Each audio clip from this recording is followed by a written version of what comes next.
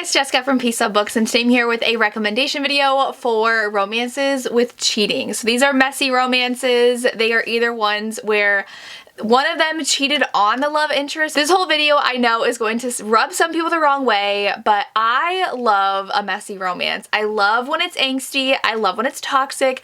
I love when characters mess up. Humans are messy. Real life relationships are messy, so give me a messy romance any day, and I love it. So most of these they're cheating on someone else, or like they had a romantic partner that was cheated on, and because they were like into someone else. So I'm just gonna go ahead and do these. I'm so excited to do this video.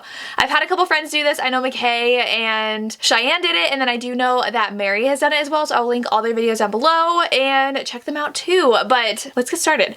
I am gonna start with these at the bottom. So the first one is a very messy romance. It's a duet. I've only read the first book, but that is Bittersweet Surrender by my favorite Kiwi Tyler. I could have had 3 books on this list by Kiwi Tyler. I've only included 2 because one I've talked about in 2 videos in the past 2 weeks, and I'm like, stop talking about it. So this one I don't talk about as much. This one is about a woman who is on the brink of divorce from her husband. He begs her not to leave him and offers to do counseling, and so they do, and she starts an affair with her counselor. It is very clear from the beginning this is not a love triangle. She is going to end up with her counselor. She has yet though to break up with her husband, but pretty fast and heavy this relationship is with her counselor. So it is very steamy, which Kiwi Tyler is definitely known for, and we just jump straight into pretty much them hooking up. So it's just a really fun time. Like I said, I've not yet read book 2, but I love Kiwi Tyler. She writes a good taboo time, and she loves the cheating in her books.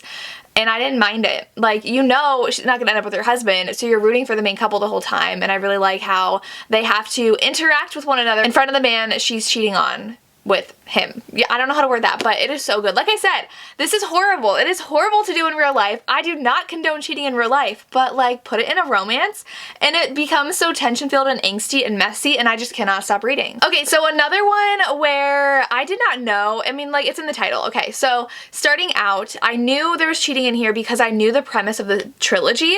The first book does not mention, though, who the person that's being cheated on is, but that's The Affair by Gianna Darling, and I think it's really funny when I read reviews getting mad about the cheating. The title is The Affair. They're having an affair together, but she is going on vacation. I believe they meet on the plane going to vacation.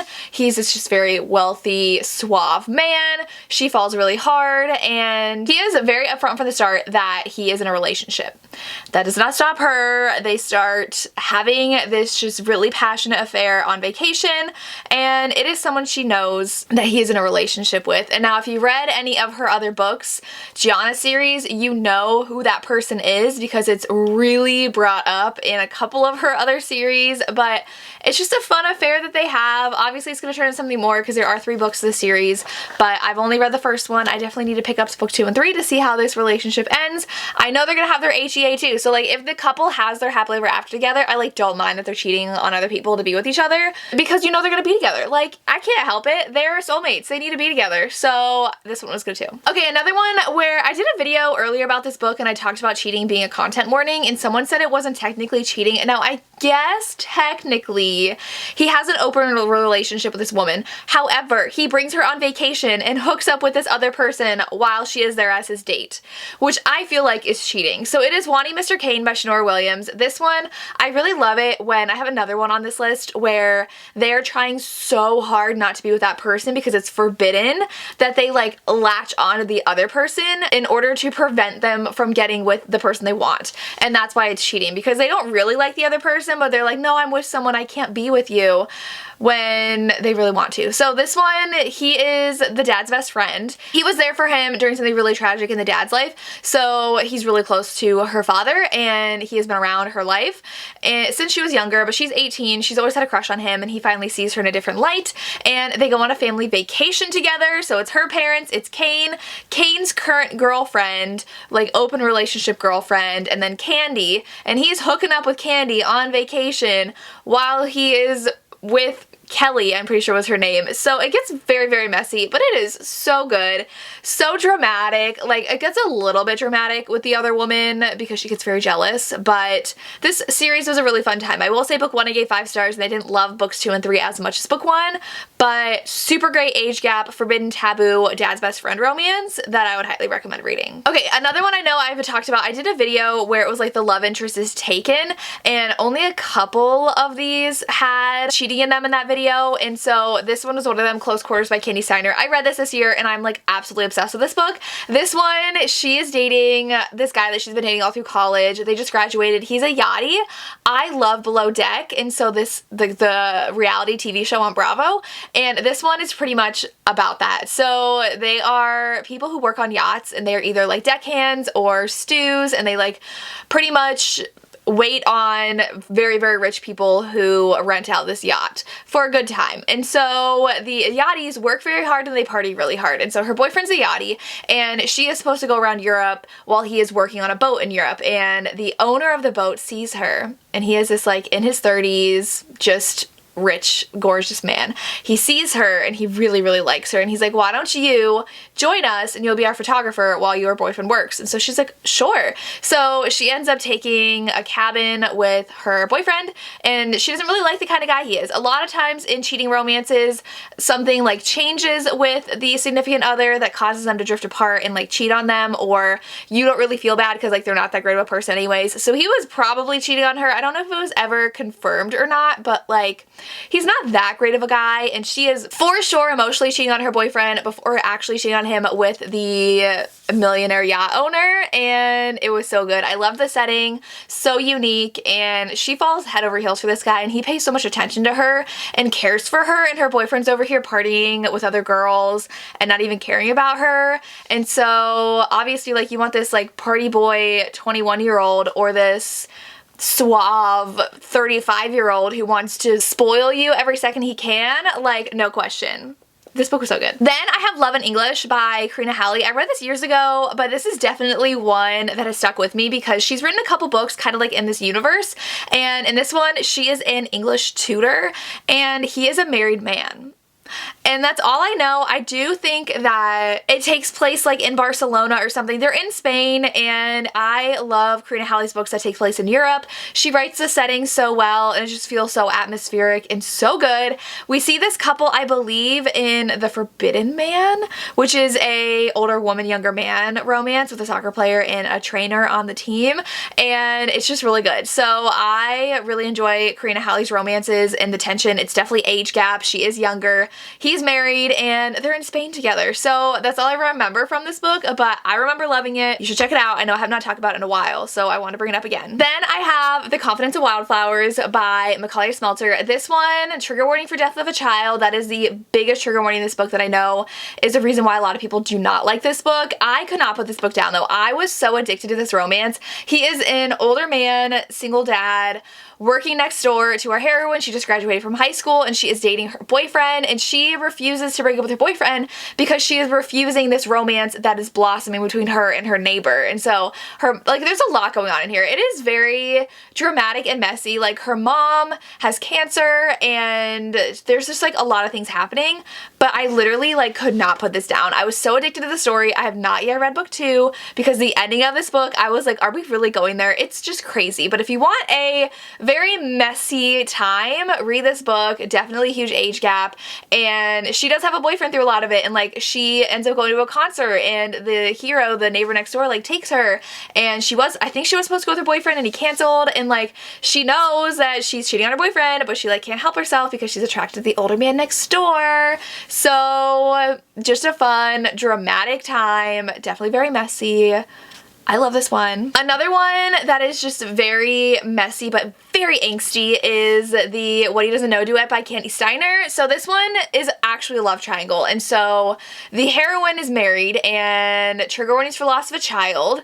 They are not on good terms, and so someone from her past comes back in to her life, someone who she had a huge crush on in high school, and he is like, I want you. If he's not going to treat you right, I'm here. And so she has to decide whether she gives her husband another chance or gets together with this guy from her past. And she does cheat on her husband to figure that out.